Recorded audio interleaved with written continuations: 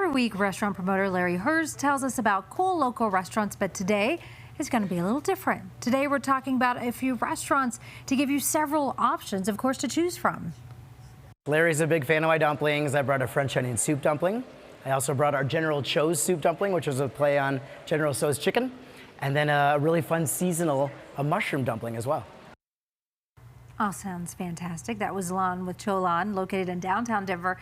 And Larry, you featured this restaurant on your final episode of your What's for Lunch show. Lon says that you love his dumplings, so what makes them so good?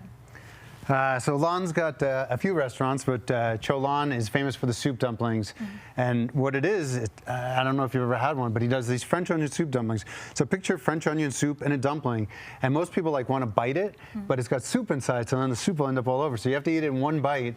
And it's a dish that's made him famous. It's one of the more famous dishes in Colorado. Ah, sounds fantastic. Yeah, the General Tso's are amazing too. So it's like a Chinese soup, and then you bite into it. Everything, right? And they tell you when they bring it to you, they're like, wait 3 minutes before you bite into it because it's hot soup.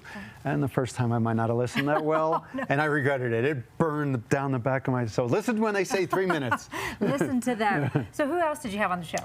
So because it was the final episode after 3 years and 560 episodes, I wanted to make it like an extravaganza. So Lon came, and then we had Troy Gard, and he's got about 17 restaurants.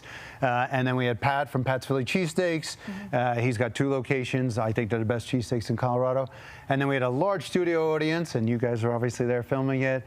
And it was a great, it was very bittersweet, but on to bigger and better. So some of the items that you have, run through them a little bit for us real quick. So all the subs on the right, Gnarly Mountain came by with some cookies too. People just kept bringing food. So we had cheesesteaks. We have the OCN Eat sandwich that Pat actually does. We had that on the show as well. Troy brought his famous chocolate chip cookies from Garden Grace.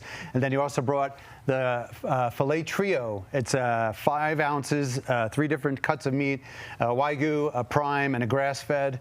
It's a $100 dish at Garden Grace, and he brought it to the studio. It was so nice of everybody. Their support was amazing. Oh, that is so great. So tell us a little bit about why What's for Lunch is ending. Yeah, so, it started April 15th, 2020 to help restaurants get through the pandemic.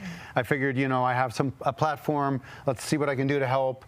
I didn't really think it was that good an idea, but apparently it resonated with people because it lasted 3 years, and I had all kinds of different guests on there, big to little and everything in between.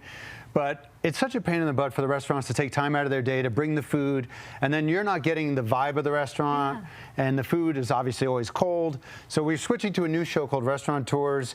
We've already got 1 episode out, and that will be our new format where we go to the restaurant, chop it down to a 1-minute show, much easier to digest than a 10-minute show, and it'll look better. And you get an idea of what's in the restaurant, right, which would be fantastic. I mean, people want to see what the place looks like, and we'll still get that little interview part in the 1 minute, just not 10 minutes. Yeah, sounds great. Well, thanks so much. And you can catch Dining Out with Larry on Fridays right here, first at 4.